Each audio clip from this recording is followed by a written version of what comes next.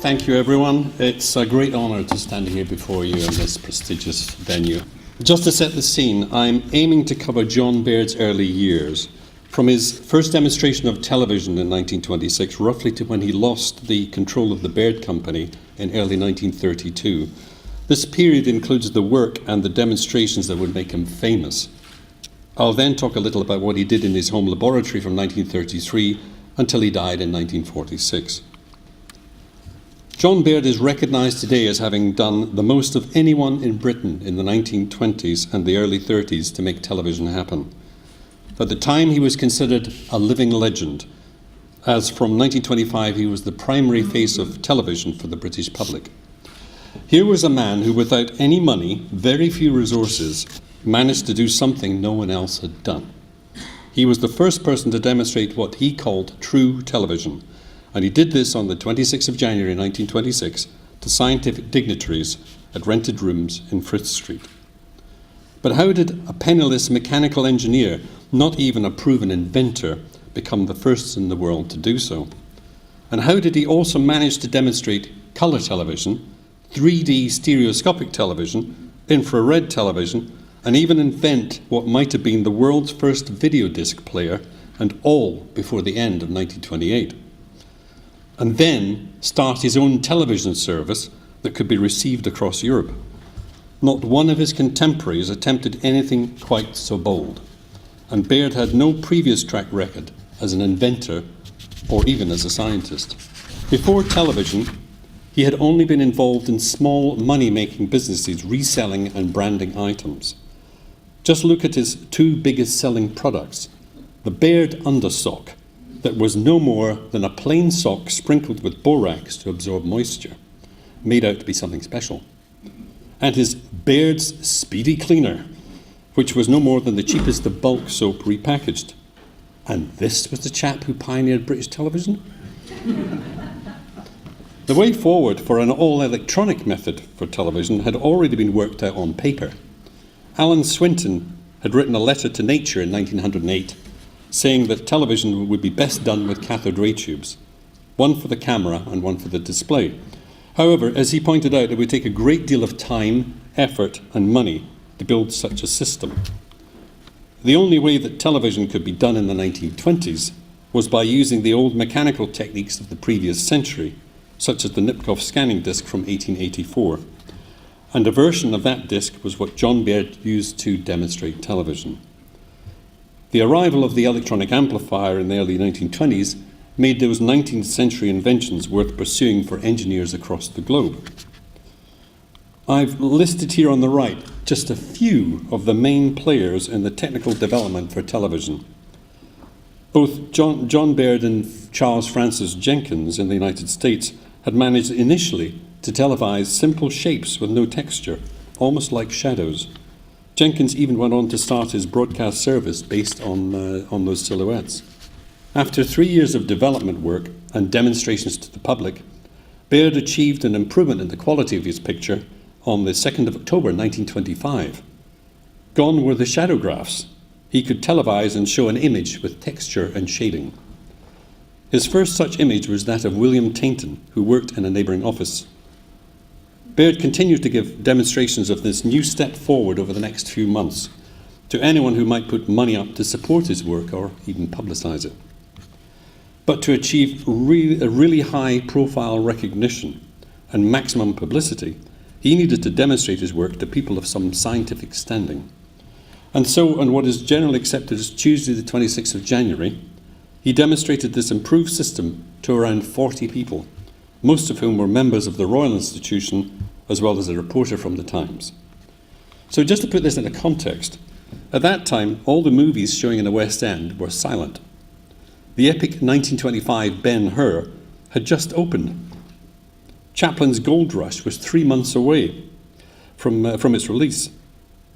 In the Empire Theatre, just down the road, also a few months away from release, was the live-action Broadway musical Lady Be Good, featuring a youthful Fred Astaire with his sister as dancing partner. And the BBC was still the British Broadcasting Company. Well, looking after the dignitaries at Frith Street was Bill Fox. Fox was a journalist with the Press Association and a keen radio enthusiast.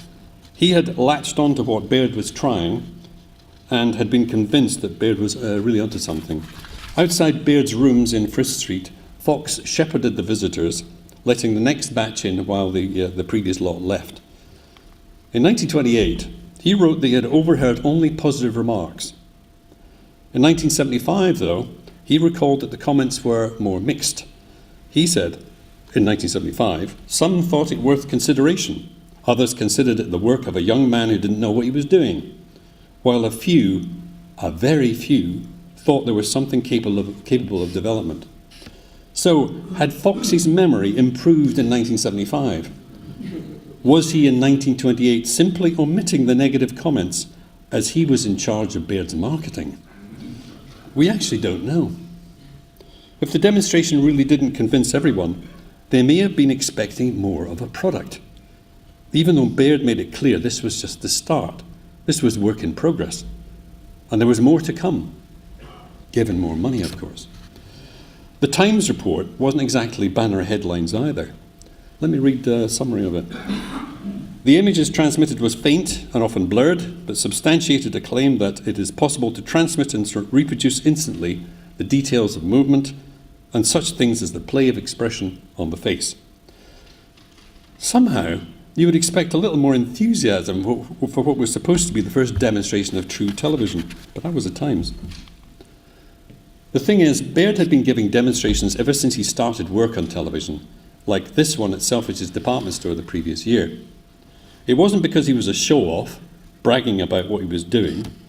Far from it, Baird was assertive but modest, hungry for an opportunity that would make a difference in his life.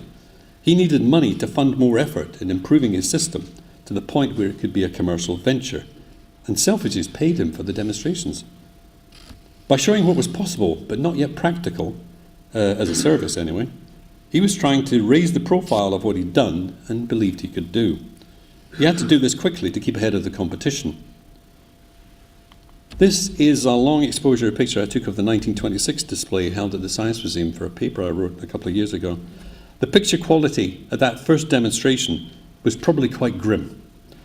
There was a strange raggedness to the edges of the picture, and you can get these uneven lines that you see in the photograph from the homemade scanning disc. There were only 30 lines per picture, and it was probably refreshed at around 5 or less pictures per second. And that means the sweep rate is too low for anyone to see a complete image. The off-screen photograph on the right is the earliest of a television image. It shows Oliver Hutchinson, Baird's one and only business partner at that time.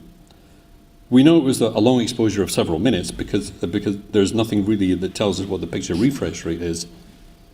The length of exposure was because the display was very dim, so the subject may well have been that photograph of Hutchinson on the left-hand side, or he may have actually posed for this with his head in a brace.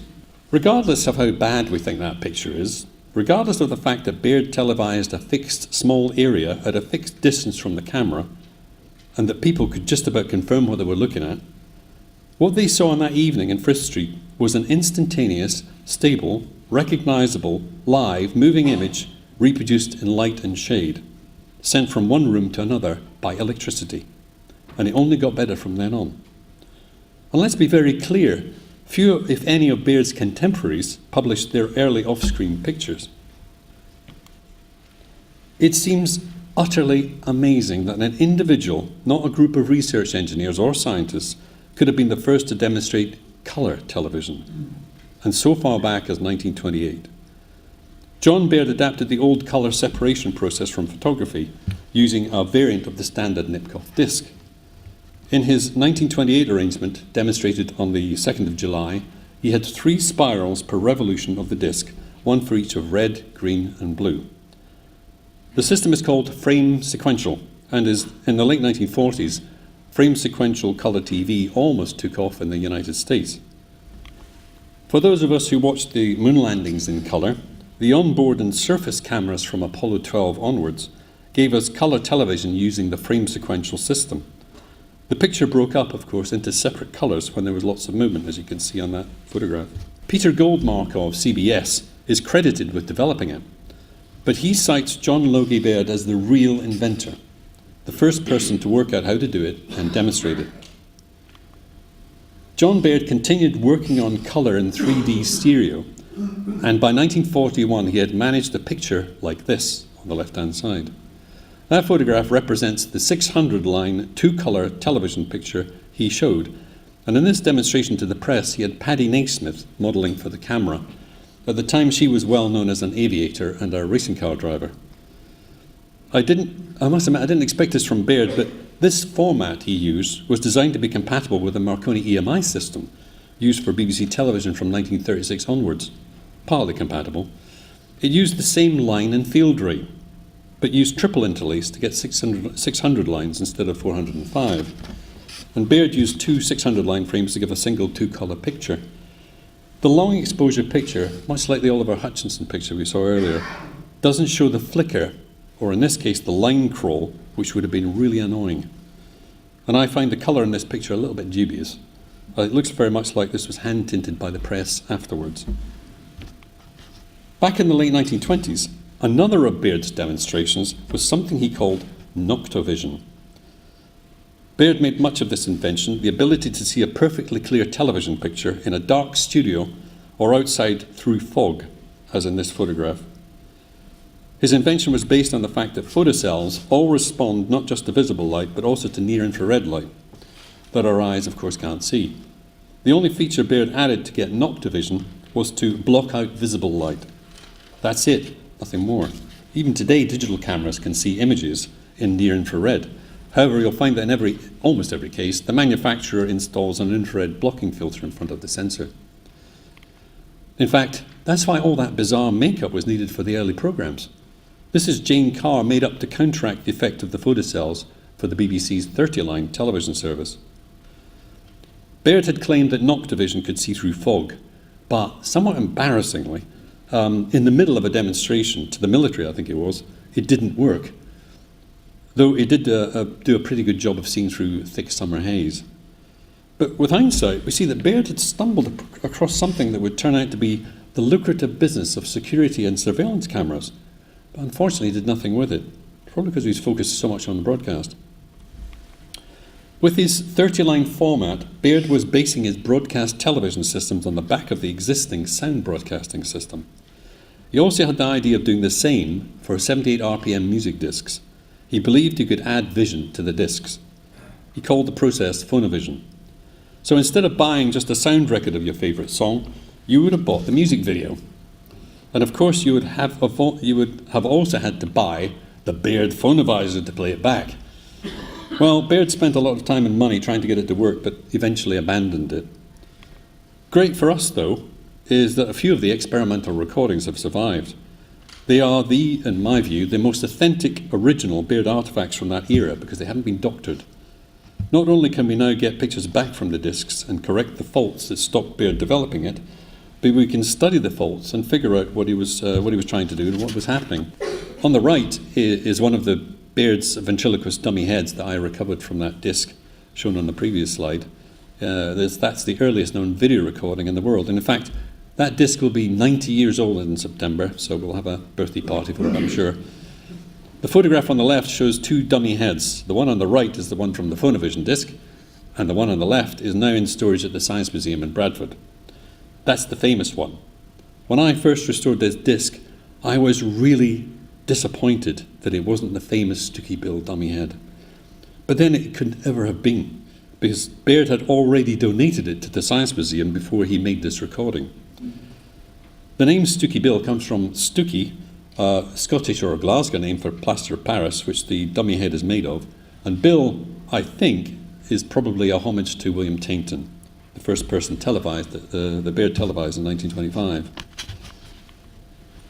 Since the demonstration in Frith Street, Baird believed he had a world monopoly in television. That all changed in April 1927. Baird and those who were backing him financially found out on the 7th of April that the American giant AT&T, supported by Bell Labs, had given a massive and hugely successful demonstration of television in the United States. They had shown television with sound over a distance of 200 miles by cable between Washington, D.C. and New York City. And they're also shown a two-way live video link between the cities, as well as television broadcast by radio over 30 miles. The demo had engaged around 1,000 engineers, but there was more like 200 on the day, and it did include a televised address by Herbert Hoover. So much for Baird's monopoly. John Baird was pretty much devastated, and his underwriters were a little bit annoyed. Okay, furious. He had to do something to win back their confidence. He latched onto the distance over which the AT&T demo had run, 200 miles by wire, 30 miles by radio. But the AT&T demo had needed bespoke communications links because the television picture was more detailed and had a much higher refresh rate than Baird's system. Hence, the hundreds of engineers. Baird's plan had always been to use the existing sound broadcasting infrastructure, so he had deliberately kept the picture down to 30 lines. And because his vision signal could be handled almost like audio, he could use existing telephone and radio links. As a result, there was no limit to the distance. His first step in upstaging the AT&T demo was to send his first new hire, a radio engineering expert by the name of Ben Clapp, off to Glasgow by train with a TV display. So on the 24th of May 1927, the press could report pictures of John Baird live from London, seen in Glasgow. And he did it over double the distance of the AT&T demo, with only Clapp and himself. No need for 1,000 engineers. But then it was effectively a normal telephone call. His video could be handled like audio. The next step was long-distance radio. For that, he sent Clapp and the trusty TV display to Hartsdale, New York. I think he arrived there in about September 1927, where Clapp set it up in the house of a radio amateur friend. He'd known Robert Hart since 1924, and Hart was only too pleased to help out. Well, the few weeks that they thought it would take turned into months, waiting for the right conditions for receiving clear pictures across the Atlantic. Shortwave can be fickle, and the conditions in late 1927 were abysmal. And so eventually, late on February the 8th in New York, and of course with the time shift, the 9th of February in Britain, the conditions were right, and the journalists invited to see the picture saw the transmission direct from England. Despite the picture being really poor quality, it was a live moving image of a moving head, something happening at that precise moment in Baird's labs in London's West End over a distance that took over a week to cover by ship. And the United States and Canadian press did not hold back the praise for Baird. On the 11th of February, the New York Times gave probably the greatest of tributes to John Logie Baird. I can't do an American accent, sorry. Baird was the first to achieve television at all, over any distance. Now he must be credited with having been the first to disembody the human form optically and electrically, flash it piecemeal at incredible speed across the ocean, and then reassemble it for American eyes. The impact on the public captured here was as if someone today had demonstrated a Star Trek transporter. And yet, like the Glasgow demonstration, there was no new technology involved. Any of the pioneers could have done this. But Baird thought of it, told the press he would do it, and then told them how simple it was going to be, and then he did it. The day after the demonstration, Ben packed up his stuff and set sail back to Britain on the flagship of the Cunard fleet, the Berengaria. In mid-ocean, with the captain's permission, Ben and Baird's business partner, Oliver Hutchinson, set up the TV display to receive pictures from London. Another stunt, another first. So, Baird's knee-jerk reaction to the AT&T demo had been hugely successful for the publicity it generated, more than he expected. But let's look a little more closely at what AT&T had actually done. It wasn't quite the distance contest as Baird had made out. You see, AT&T was a conglomerate of companies with massive financial and engineering resources. It was supported by Bell Labs, arguably the most significant research and development labs of the 20th century. But AT&T with Bell Labs were not competitors of Baird. They had different objectives. They were primarily communications providers. They would provide the cable and wireless links that would make future television possible. And their demo, including the television hardware, was to show what could be done and test what might be needed in the future, and demonstrate that they were the ones to provide the communications systems. Now, with all this publicity, John Baird was getting requests for demonstrations from other countries. Baird sent teams out to many European countries, with the example here being a radio exhibition in Rotterdam in 1928. Demonstration teams were also sent to far-flung countries, to Australia, South Africa, and of course the United States. As a matter of interest, in New York City, the rented area they set up as a studio was bigger and better equipped than the main Baird studio in London. In fact, the team in Manhattan looked for women to model for the television tests, and they actually managed to reject someone called Virginia McMath, better known today as Ginger Rogers. Oh well. The two countries that showed most promise for extending Baird's business were Germany and France. Now, stepping back a bit, just in case you're not aware, the General Post Office in the UK, or the GPO, was the British government's Ministry of Communications, who effectively delegated responsibility for broadcasting to the BBC. So in 1929, whilst the BBC and the GPO shut the door on John Baird, saying that the picture wasn't good enough for broadcasting, the German Post Office actively collaborated with companies to explore what could be done with television. Totally different way of working. In 1929, the Baird Company supported the start of a version of the 30-line system in Germany and formed a company, Fernseh-Aktiengesellschaft, with three German companies, Loewe, Zeiss and Bosch. Baird's welcome in Germany was very much played up in this issue of television. Headlines such as this were designed for stirring up action or trouble, usually both. But this wasn't the official Television Society journal. It was not the official organ of the Television Society, as it says here. This was a commercially run magazine supporting the Baird Company. Nevertheless, headlines like that get noticed on newsstands, even though it was mostly spin. After much lobbying and a major publicity campaign, and the fact that Germany was being so helpful, the Baird Company was allowed to start its own experimental service in 1929 and paid the BBC for the usage of its main medium-wave broadcast transmitter. Initially, with only one transmitter available, it was either vision or sound, but not both together. In fact, many of the early United States stations were just so, either picture or sound. It wasn't unusual over there. A second transmitter became available sometime later in March 1930. And so started Britain's first television service with regular scheduled programmes in simultaneous sound and vision on what should be known as the Baird television service.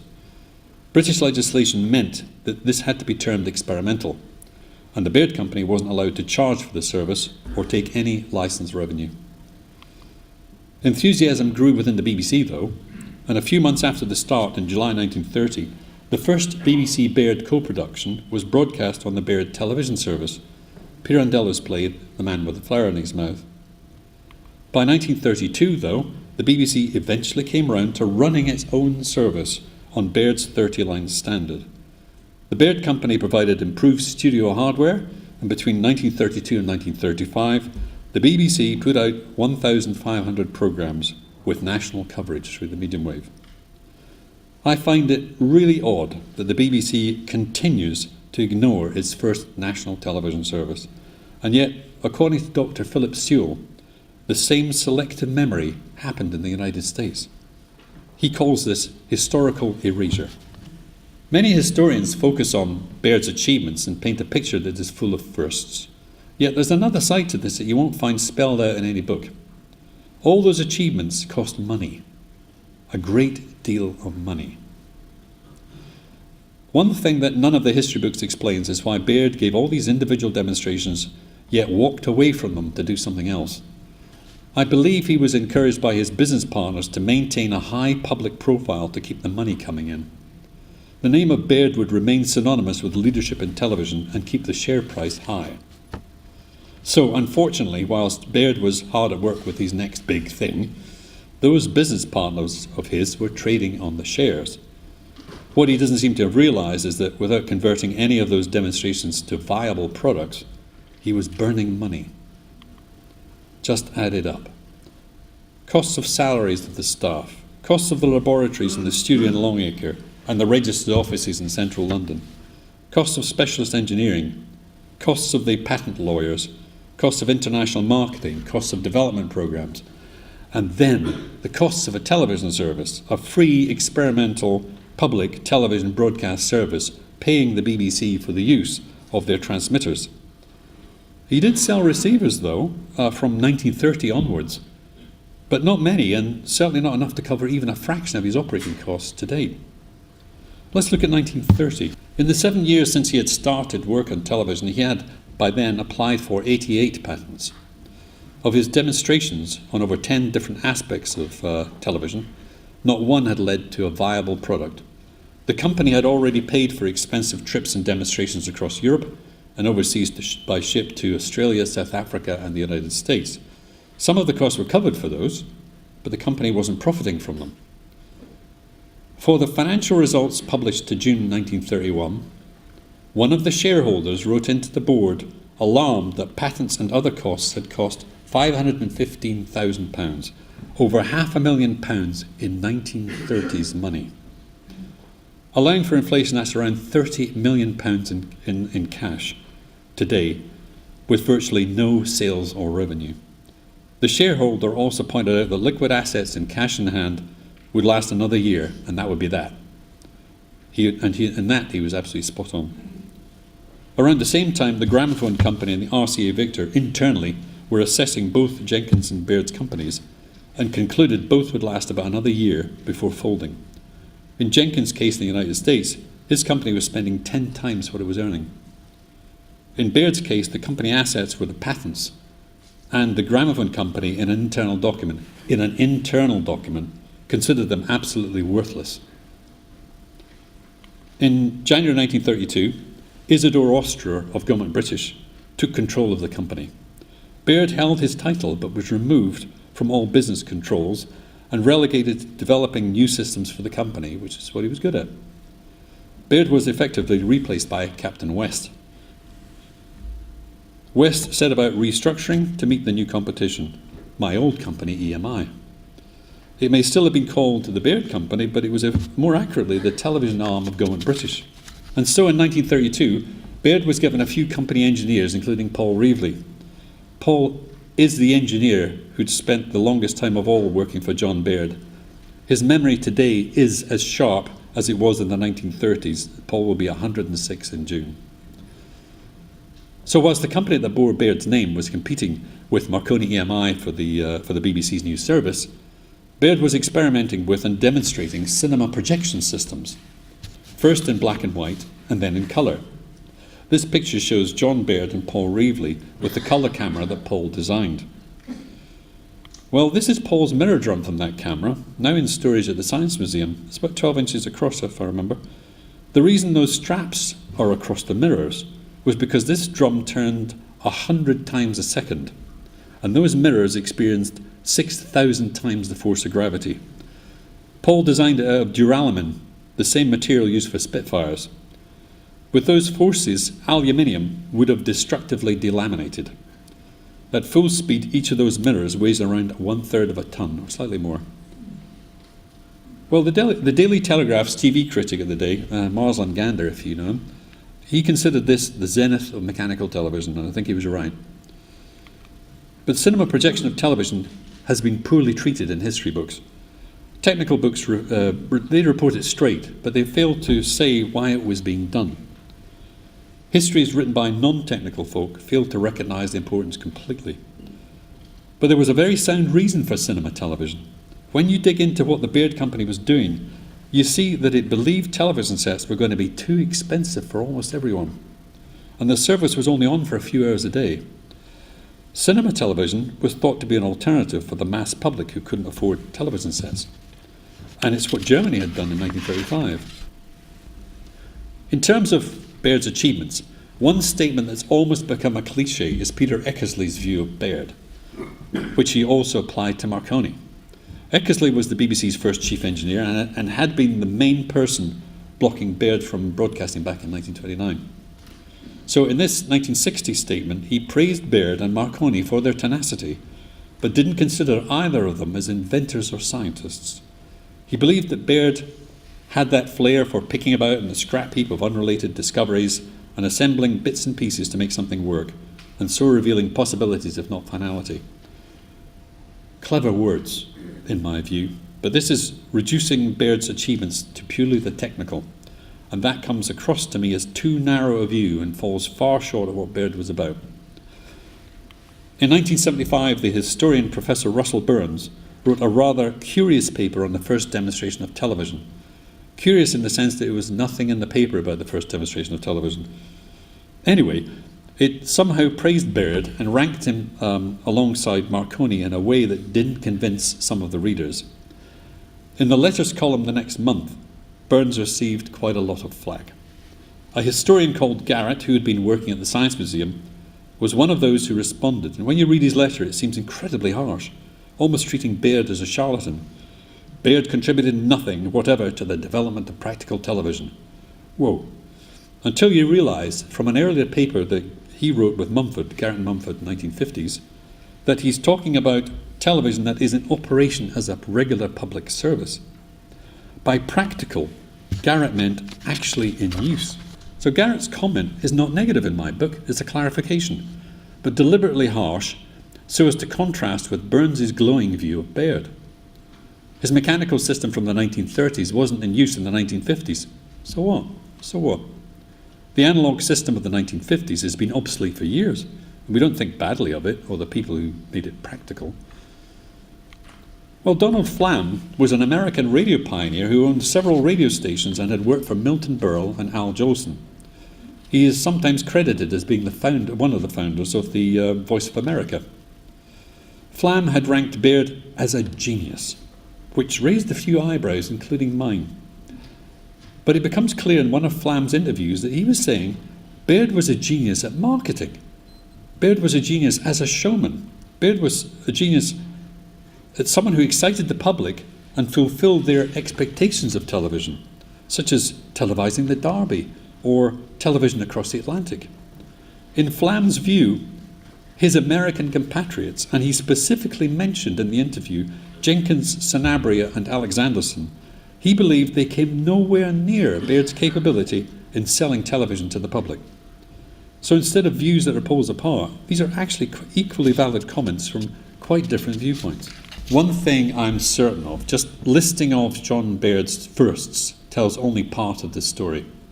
There is a bigger picture to Baird's achievements, and I hope you followed some of my arguments. Broadcast television was eventually delivered by technology from my old company EMI, inspired by the ideas of Alan Swinton and by what RCA had achieved in the United States, and by the brilliance of Alan Blumlein and the rest of the EMI team. Even so, Baird remains the one person who undoubtedly accelerated the development of television systems in this country with a mixture of ingenuity, enterprise and enthusiasm. But his greatest achievement may be that he showed to all of us, and I hope to young people everywhere, what someone with no money and bags of determination can achieve with their life. Thank you very much.